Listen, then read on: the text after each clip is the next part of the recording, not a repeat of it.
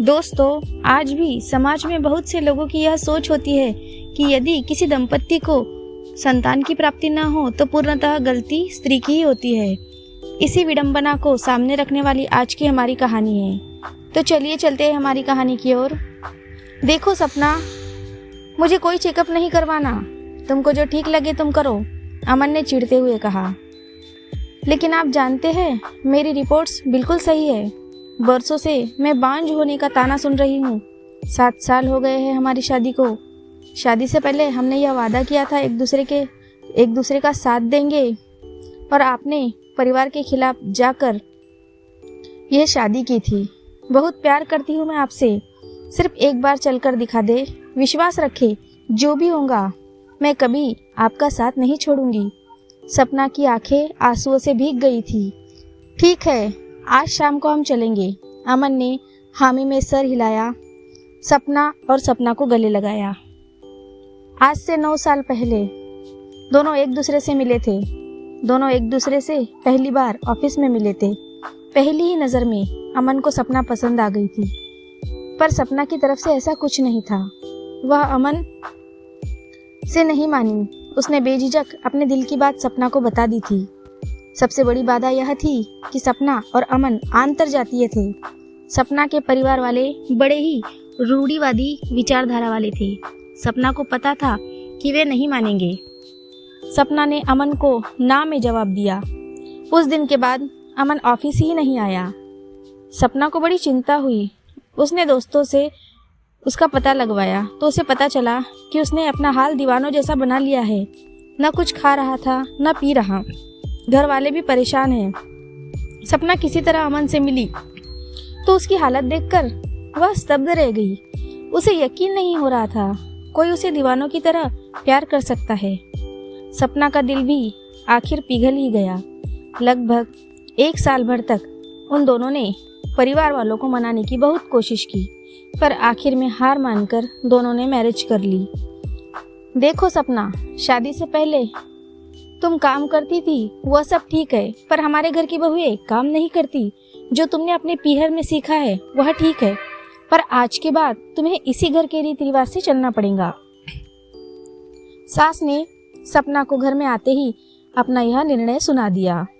थोड़े ही दिनों में पढ़ी लिखी सपना के सारे सपने तार तार हो गए।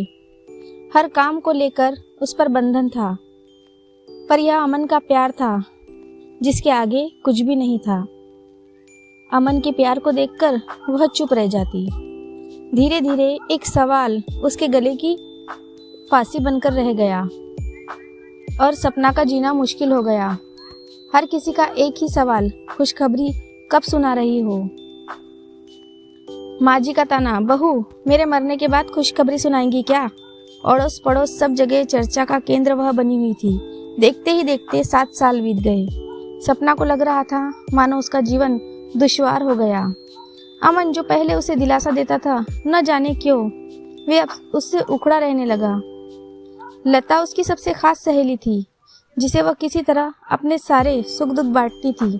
एक दिन लता उसे डॉक्टर के पास ले गई और सारे चेकअप करवाए। सपना की सारी रिपोर्ट्स नॉर्मल थी।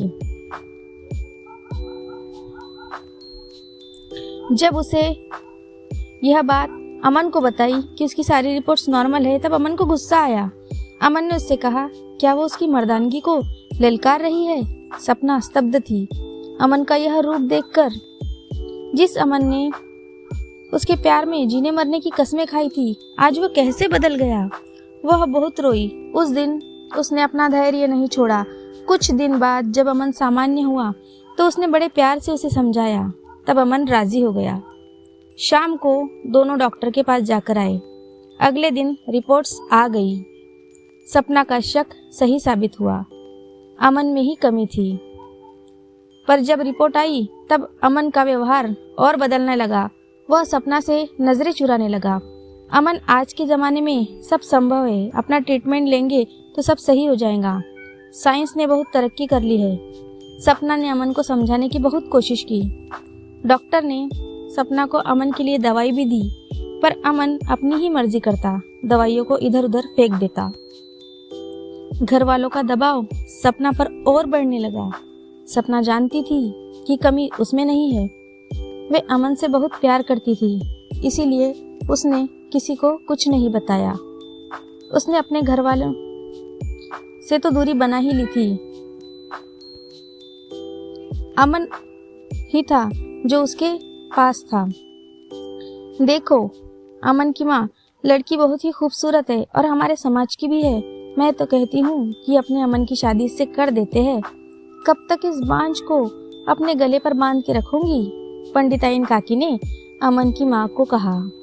अगले दिन अमन की माँ ने उस लड़की का फोटो दिखाया। अमन की चुप्पी को उसकी रजामंदी समझ ली। यह सब सुन सपना, अपना सामान पैक कर और निकल जा इस घर से। तुझ जैसी बांझ नहीं चाहिए मुझे इस घर में। सासू माँ ने जैसे ही कहा, सपना पर तो मानो दुख का पहाड़ टूट गया। माँ जी, कमी मुझ में नहीं है, आपके बेटे में है। आप चाहे तो रिपोर्ट्स भी देख सकती है। मैं बांझ नहीं हूँ। आपका बेटा बच्चा पैदा नहीं कर सकता। सपना ने जैसे ही बोला, अमन ने एक थप्पड़ उसके गाल पर रसीद कर दिया। मुझ पर इल्जाम लगाती है? ये ले तलाक के पेपर और साइन कर दो इस पर। मेरी माँ सही कहती है, मेरी ही गलती है। तुझ जैसी लड़की से मैंने शादी की। निकल जा मेरे घर से, अमन ने कहा। सपना पर तो मानो दुख का पहाड़ ही टूट गया। उसे कुछ समझ नहीं आ रहा था। जिस लड़के के लिए उसने परिवार छोड़ा, सब कुछ छोड़ा, आज वह उसकी यह दुर्गति बना रहा था। उसे छोड़कर सपना बेसुध सी थी। वो क्या करे नहीं समझ पा रही थी। उसने कागजों पर साइन किया और अपना सामान उठाया और चल दी। इतनी रात कौन आया है? दरवाजे पर दस्तक सुन लता चौंक गई।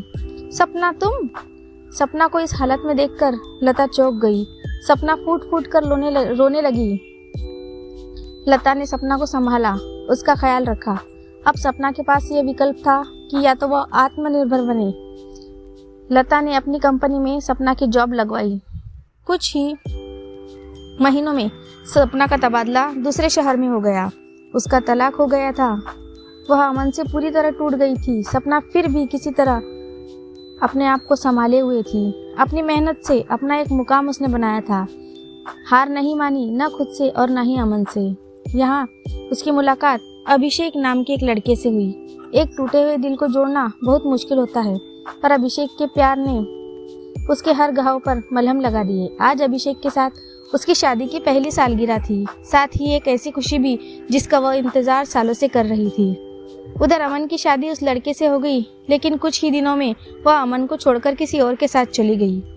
अमन शराब में डूबने लगा। उसकी नौकरी भी चली गई। अमन की सच्चाई सब अब वाकिफ थे। जितना बुरा उसने सपना के साथ किया था, उसके कर्मों का फल आज उसे भुगतना पड़ा।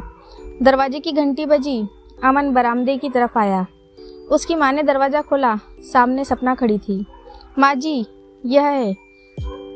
आपने कहा था कि मेरे जीते जी मुझे खुशखबरी सुना देना। मेरी गोद भराई की रस्म का कार्ड है, आप ज़रूर आइएगा मुझे आशीर्वाद देने। सपना ने उसकी आंखों में आग डालकर कहा। अमन को लग रहा था कि काश वो इसी ज़मीन में गड़ जाए। उसकी हिम्मत नहीं थी कि वह सपना से नज़रें मिला सके। सपना पलटी। उसके गर्भ में एक सुगबुगाहट हुई। उसने अपने पेट पर हाथ रखा और आंसू पोंछते हुए चली गई अभिषेक के साथ इस नए सफ़र की शुरुआत पर। दोस्तों, हमारे समाज की यह विडंबना है कि उंगली सिर्फ औरत पर ही उठाई जाती है। जिस औरत को बच्चा नहीं होता उसे ही बांझ का ताना दिया जाता है, पर मर्द को कुछ नहीं बोला जाता। औरतें बर्दाश्त करती है क्योंकि वे खुद को कमज़ोर समझती है। बहुत सी स्त्रियां टूट सी जाती है, पर हमारी इस नायिका ने न सिर्फ खुद को संभाला, पर परिस्थितियों को भी अपने आप पर हावी नहीं होने दिया। माना जिंदगी आसान नहीं है, पर जिंदगी आपको दूसरा मौका ज़रूर देंगी जब आप स्वयं अपने लिए दूसरा मौका चुनूंगी। यदि आपको हमारी यह कहानी पसंद आई हो और इसी तरह की कहानियाँ आप आगे भी सुनना चाहे तो हमारे चैनल को सब्सक्राइब करें। धन्यवाद।